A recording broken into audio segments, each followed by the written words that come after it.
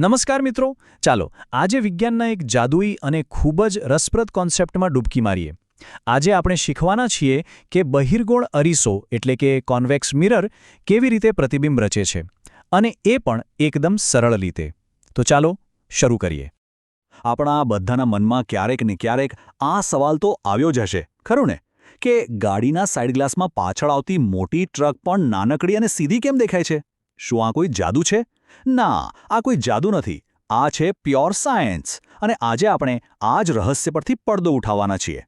અને આ આખા વિજ્ઞાનના જાદુ પાછળનો જે આપણો હીરો છે ને, એ છે બહિર્ગોળ અરીસો.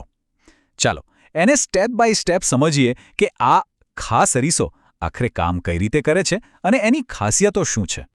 તો સૌથી પહેલાં તો એ સમજીએ કે બહિર્ગોળ અરીસો એટલે શું. એકદમ સિમ્પલ છે.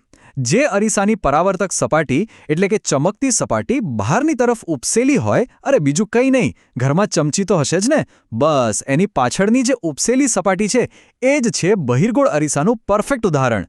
એની સુપરપાવર એ છે કે એ પોતાના પર પડતા પ્રકાશના કિરણોને ચારે બાજુ ફેલાવી દે છે. હવે આવે છે સૌથી અગત્યની વાત. બહિર્ગોળ અરીસાની આખી કામગીરી સમજવા માટે આપણે ફક્ત બે જ કિસ્સા એટલે કે બે જ સિચ્યુએશન સમજવાની છે. અને મજાની વાત તો એ છે કે જો આ બે કિસ્સા સમજાઈ ગયા તો સમજી લો કે આખો ટોપિક એકદમ ક્લિયર. ચાલો તો પહેલો કેસ લઈએ, જ્યારે વસ્તુ અનંત અંતરે હોય. અનંત અંતર એટલે ખૂબ જ દૂર. કેટલું દૂર? જેમ કે આકાશમાં દેખાતો સૂરજ કે પછી ક્ષિતિજ પર દેખાતો કોઈ ઝાડ. જોઈએ કે આટલી દૂરથી આવતા પ્રકાશના કિરણોનું આ અરીસા પર શું થાય છે. હવે જરા ધ્યાનથી જોજો આ ડાયાગ્રામ તરફ. જ્યારે વસ્તુ અનંત અંતરે હોય ત્યારે ત્યાંથી આવતા પ્રકાશના કિરણો એકબીજાને સમાંતર હોય છે. જેવી એ અરીસાને અથડાય છે, અરીસો એમને ફેલાવી દે છે. પણ જો આપણે આ ફેલાયેલા કિરણોને કાલ્પનિક રીતે અરીસાની પાછળની તરફ લંબાવીએ તો એ બધા એક બિંદુ પર ભેગા થતા હોય એવો ભાસ થાય છે. બસ આ જે બિંદુ છે ને, એને જ કહેવાય મુખ્ય કેન્દ્ર એટલે કે એફ. તો આ પહેલા કિસ્સાનું તારણ શું નીકળ્યું? જ્યારે વસ્તુ અનંત અંતરે હોય ત્યારે એનું પ્રતિબિંબ મુખ્ય કેન્દ્ર એફ પર બને છે. તે આભાસી હોય છે કારણ કે કિરણો ખરેખર નથી મળતા, પણ મળતા હોવાનો ભાસ થાય છે. એનું કદ એકદમ નાનું, જાણે કે એક ટપકા જેવણું હોય છે, અને તે હંમેશા સીધું એટલે કે ચત્તું હોય છે. હવે આવે છે બીજો અને કહી શકાય કે સૌથી પ્રેક્ટિકલ કેસ. જ્યારે કોઈ વસ્તુ અનંત અંતર અને અરીસાના ધ્રુવ પીની વચ્ચે ક્યાંક મૂકેલી હોય. આ બિલકુલ એ જ સ્થિતિ છે જ્યારે આપણે ગાડીના મિરરમાં પાછળ આવતી કોઈ કાર કે બાઇકને જોઈએ છીએ. અહીંયા પ્રતિબિંબ ક્યાં મળશે એ શોધવા માટે આપણે બે ખાસ કિરણોની મદદ લઈશું. પહેલું કિરણ જે મુખ્ય અક્ષને સમાંતર આવે છે તે પરાવર્તન પામીને જાણે કે મુખ્ય કેન્દ્ર એફમાંથી આવતું હોય એમ ફેલાઈ જાય છે. બીજું કિરણ જે સીધું ધ્રુવ પી પર અથડાય છે તે આપાતકોણ અને પરાવર્તન કોણના નિયમ મુજબ પાછું ફેંકાય છે. હવે આ બંને પરાવર્તિત કિરણોને પાછળની તરફ લંબાવો. જુઓ, તે જ્યાં એકબીજાને છેદે છે બસ ત્યાં જ રચાય છે આપણો પ્રતિબિંબ. તો આ બીજા કેસનું રિઝલ્ટ શું છે?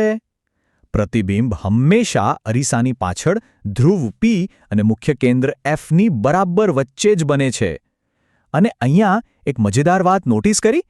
આ પ્રતિબિંબ પણ આભાસી, સીધું અને વસ્તુ કરતાં નાનું જ છે, બિલકુલ પહેલા કેસની જેમ જ. બસ આ બે કિસ્સા સમજી લીધા પછી હવે આપણે આપણા એ સૌથી પહેલા સવાલનો જવાબ આપવા માટે એકદમ તૈયાર છીએ કે ગાડીઓમાં આ બહિર્ગોળ અરીસાનો જ ઉપયોગ શા માટે થાય છે. ચાલો આ સિક્રેટને ખોલીએ. અને આનું સીધું સાદું તારણ એ છે કે બહિર્ગોળ અરીસાની સામે વસ્તુ ગમે ત્યાં હોય, ભલે દૂર હોય કે નજીક, એનું પ્રતિબિંબ હંમેશા, હું ફરીથી કહું છું, હંમેશા આભાસી, સીધું અને નાનું જ મળશે. આ એક જ વાક્યમાં એનો સૌથી મોટો ફાયદો છુપાયેલો છે. તો આ રહ્યા એના બે મુખ્ય કારણો. પહેલું, પ્રતિબિંબ નાનું બનતું હોવાથી ડ્રાઈવરને એ નાના અરીસામાં પાછળનો ઘણો મોટો વિસ્તાર એટલે કે આખી સડક જોવા મળે છે, જેને કહેવાય વિશાળ દ્રશ્ય ક્ષેત્ર. અને બીજું, પ્રતિબિંબ હંમેશા સીધું જ રહે છે, જેથી પાછળ આવતું વાહન ઊંધું દેખાય કે પછી એની દિશા સમજવામાં ગૂંચવાડો થાય એવો કોઈ પ્રશ્ન જ નથી રહેતો. આ બંને બાબતો ડ્રાઇવિંગમાં સલામતી માટે ખૂબ જ જરૂરી છે. ચાલો ત્યારે આખા ટોપિક પર એક ક્વિક નજર ફેરવી લઈએ, જેથી બધું બરાબર મગજમાં બેસી જાય અને પરીક્ષામાં કોઈ તકલીફ ન પડે. તો બહિર્ગોળ અરીસાના એ 3 જાદુઈ શબ્દો કયા છે? યાદ રાખજો, પ્રતિબિંબ હંમેશા આભાસી, હંમેશા ચત્તું એટલે કે સીધું અને હંમેશા વસ્તુ કરતાં નાનું હોય છે. બસ આ 3 શબ્દો યાદ રાખી લો એટલે બહિર્ગોળ અરીસાનો કોઈ પણ સવાલ હોય એકદમ આસાનીથી સોલ્વ થઈ જશે. તો દોસ્તો, આશા છે કે બહિર્ગોળ અરીસાનો આ કોન્સેપ્ટ હવે એકદમ ક્લિયર થઈ ગયો હશે. જો આ સમજૂતીમાં મજા આવી હોય અને કંઈક નવું શીખવા મળ્યું હોય તો આ મહેનતને એક લાઇક જરૂર આપજો, પોતાના મિત્રો સાથે શેર કરજો અને હા, આપણી આ ચેનલને સબસ્ક્રાઇબ કરવાનું તો બિલકુલ ના ભૂલતા. આપણે ફરી મળીશું એક નવા અને આવા જ રસપ્રદ ટોપિક સાથે. ખૂબ ખૂબ આભાર.